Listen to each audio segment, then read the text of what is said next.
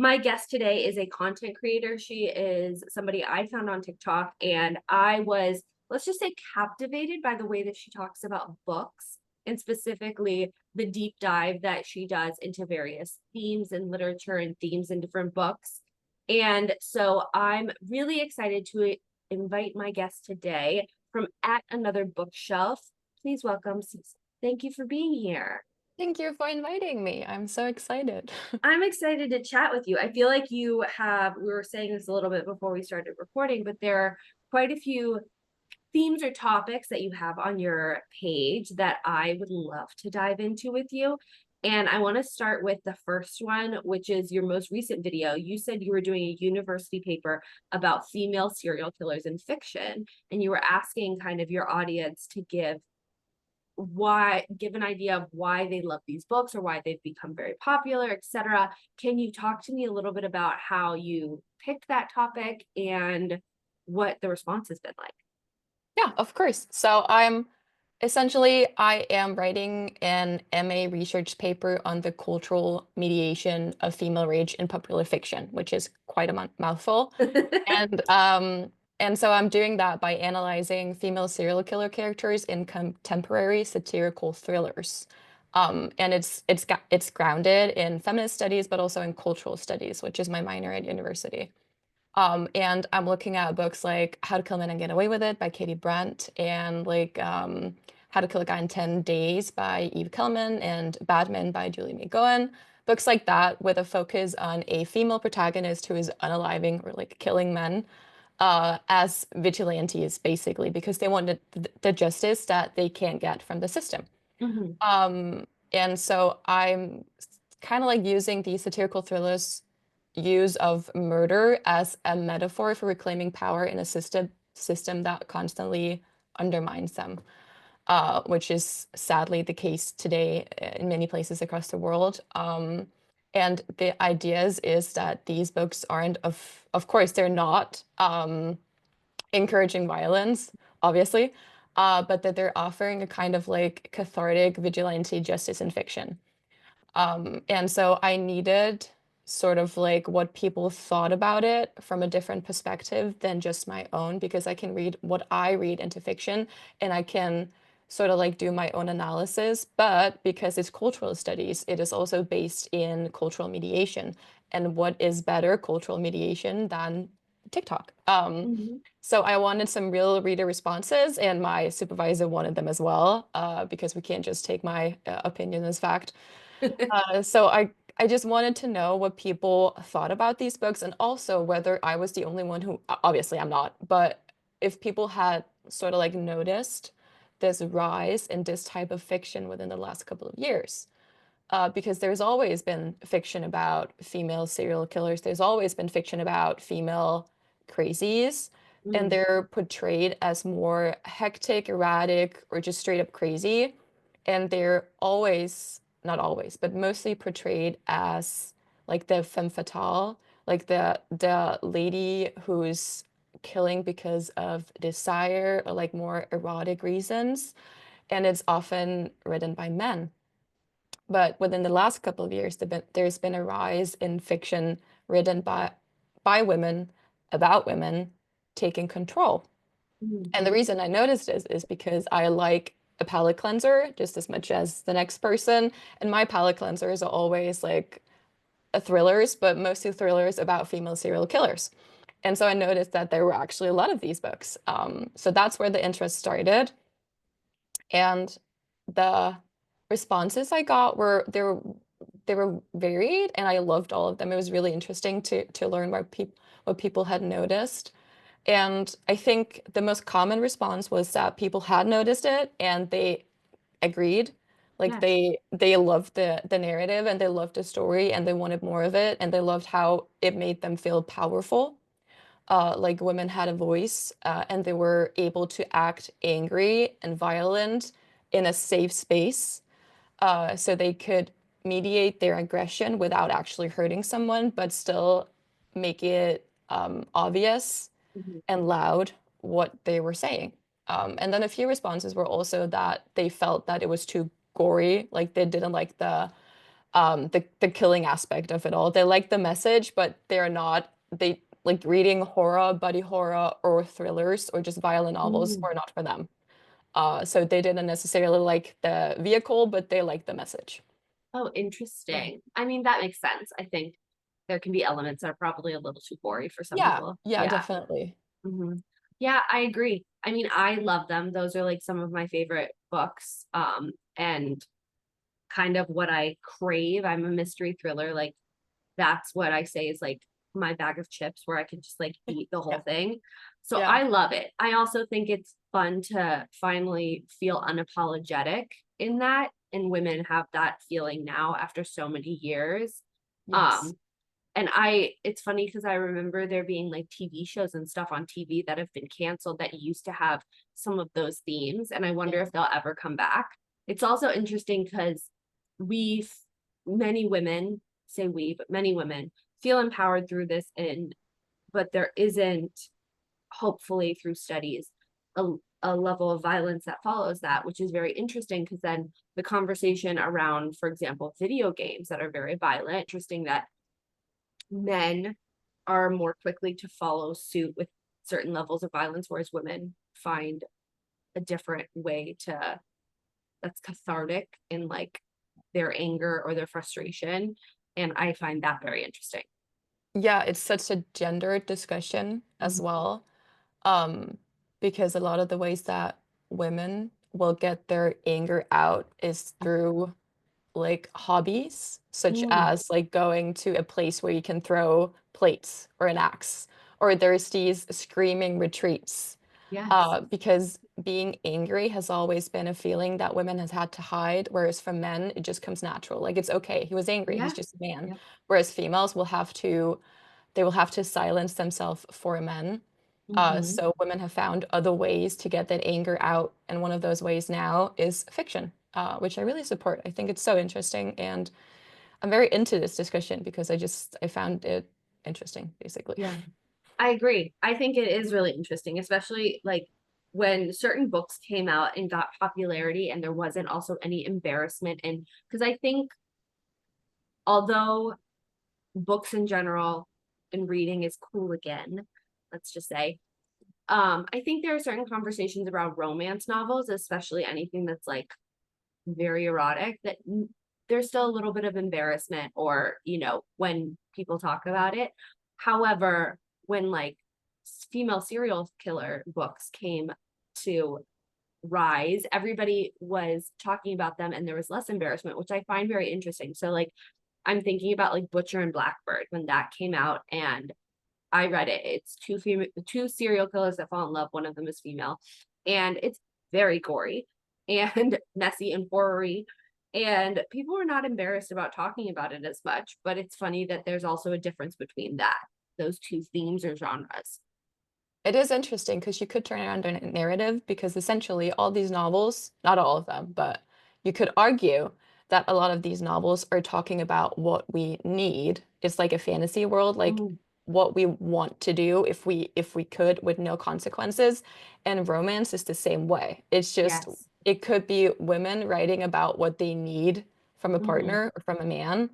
But because it is spice, it's Hmm. difficult to talk about, Yeah. uh, especially because men will be like, no, no, no, no, I don't want to hear about that. Like that has nothing to do with me. That's just women being crazy. Yep. Yep. Um, It's always women being crazy. That's it an easy is. excuse. Hmm. It is. Now, you also talk about a lot of various themes. Dark academia is one, and I want to get into that a little bit in the next episode when we talk more about books specifically. Sure. But your theory on how book talk is a vehicle for feminist cultural communication. Can you Yeah. give us a little bit about that? Yeah, it's basically tied a little bit together. But I posted about this in the wake of the US election, I think, when I made that first video. Because a lot of books about female rage were being recommended on Book Talk, which I loved. Like Book Talk suddenly turned to such an angry space, but in a good way. So I think that Book Talk has become one of the most interesting platforms for feminist cultural communication because it's where literature and lived experience collide in real life, and in real time. It's not just about reading feminist fiction, it's about how the fiction gets mediated and it's aestheticized, and turned into a shared experience through literature and through TikTok as a platform. So it's this space where we can talk about it, and mediate our feelings.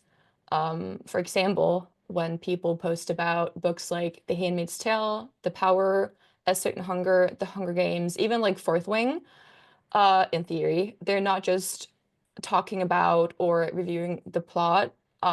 They're often expressing a frustration or reclaiming female anger or just mm, channeling rage in a way that feels both personal and collective because it's on Book Talk, which is a Yeah. community.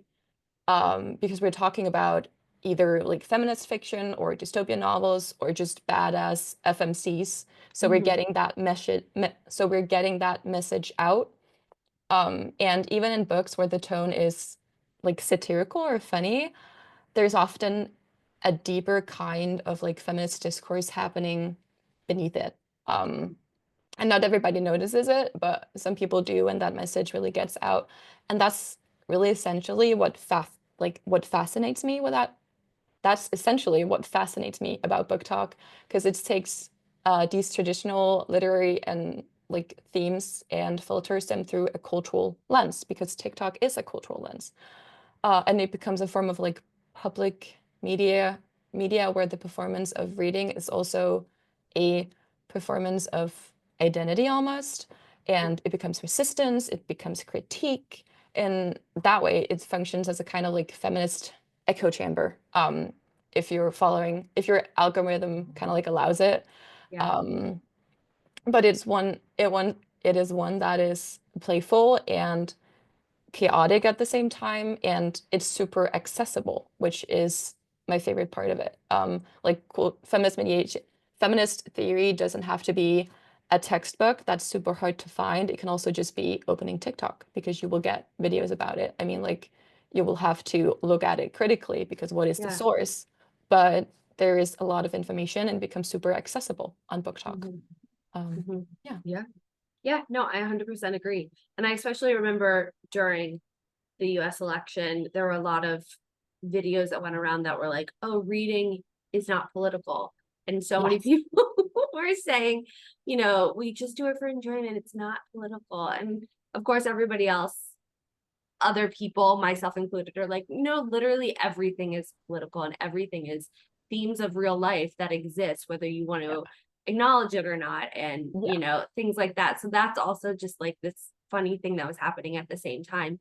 But I think you're very right, and all of us are looking for something. I think, especially if you're a mood reader, when things like that happen or things happen in your life in general, you're Yeah. looking for that community or you're looking for that suggestion, and having that kind of conversation and having also various content creators like yourself analyze it and talk about it for us, that kind of gives us a excitement or reason to read it. Like, that's really Yeah. great, and I love that. Some questions about just content creation in general. So obviously you are currently studying. Yeah. How did you get into content creation, and especially around books, and was that always intentional? Um, a little bit. No, not at all, actually. It was not in the cards for me. I started my social media career super late in life. I'm 27 and I started my book talk a little bit more than a year ago now in March last year.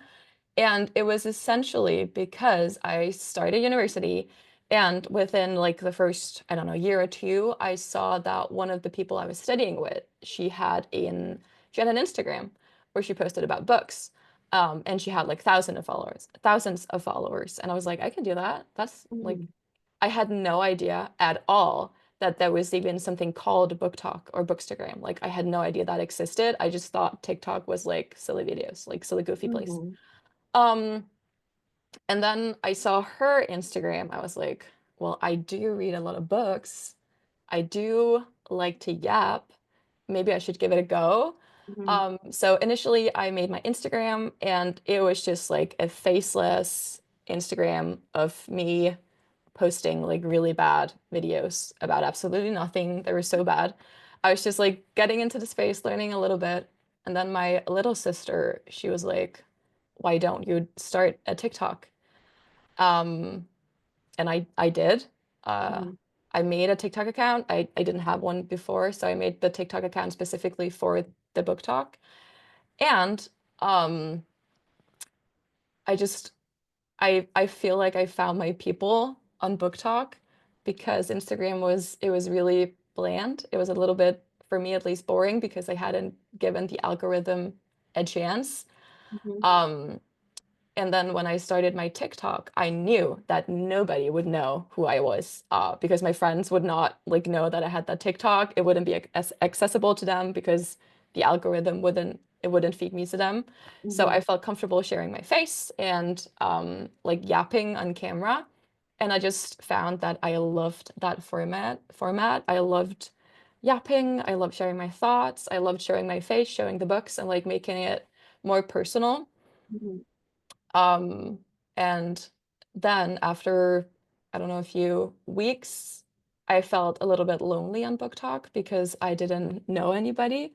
And then I started finding my people, I started communicating with people, and I noticed I kind of like found the community that people were like referencing when they talked about Book Talk. And now it's just my favorite platform, and I spend way too many hours on Book Talk, and I have met the most incredible people that I talk to every single day, and I just love it. But yes, I knew it was always going to be about books, Mhm.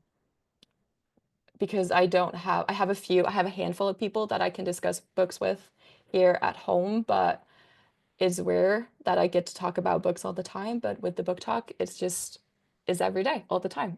Mhm. I completely agree. I'm in the same Yeah. boat. I also wanted to ask, so when you started then posting the videos on TikTok, did you always know kind of what content you would post? Or when you thought about, what you were going to do, whether it was just like, okay, do I give this book a star rating? Do I give suggestions in a genre? Do I have a deeper conversation because I'm also studying these things and interested in these things? Kind of what came first, or how did that work? No, in the beginning, it was so bad. It was the worst content ever. It was all over the place. I was just following trends, not being true to myself, just doing like what I thought people would want to consume, Mhm. because I didn't know the space at all. So I didn't know Yeah. how personal it could be, essentially. And then I did the initial things. I made like stacks of books of recommendations. I did a lot of book hauls. Like I spent so much money on books, just to show them on Book Talk. It was so stupid. Also because I wanted the books, obviously, but Yeah. I did buy more than was necessary, definitely. And then I slowly started to find my footing and create the content that I wanted to watch myself. And then I did my first Dark Academia video, just sort of like on a whim, because I was like, hey, I know stuff about this. Maybe I should talk a little bit more about it. And that was the first, I think that was the first video that got more than 100,000 views. And I was like, okay, Mhm. people like what I have to say about stuff I actually know about.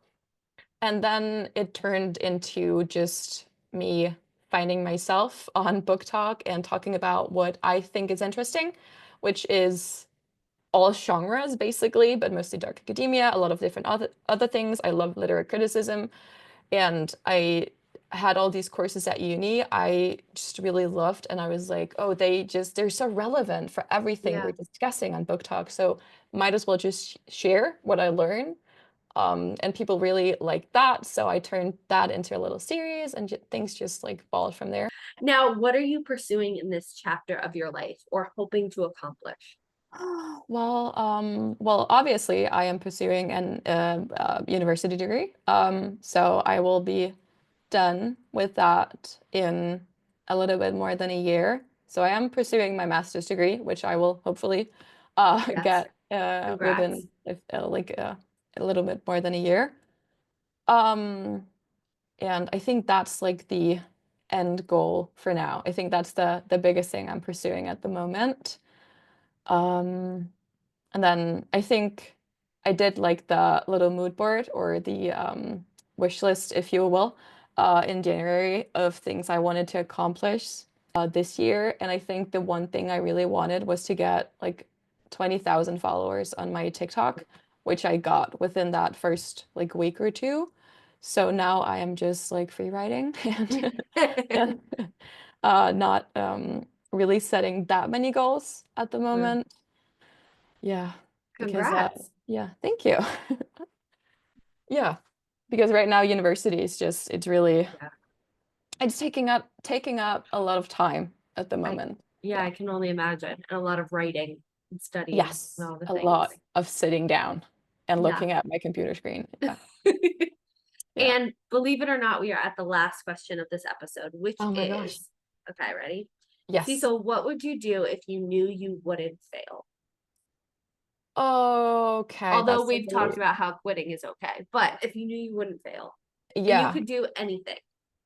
Um, I think I would I think there's a different thing. Can I have more than one answer? Because there's a Sure. different thing. There's definitely different things that I would want to do. I Mhm. think first of all, I would write a novel Mm, because that's the thing I always wanted to do. I just never had like the time mhm. to sit down and do it. And I am also super scared that whatever I would write, people would hate. So if I knew it Obviously. wouldn't fail, I would write a novel. Yep. And then I would probably A pursue very a common fear, by the way. yeah, I think so. Probably not the only one with that Mhm. fear. And then I would probably pursue a PhD, which I know Mm. I like in the real world I never could. I'm too scared and I have too much imposter syndrome to ever get started on that journey. What would you Yeah. get your PhD in? I have absolutely no clue at all. Like I have so many academic interests and Uh-huh. like the way my university is set up that every single semester you do a research project.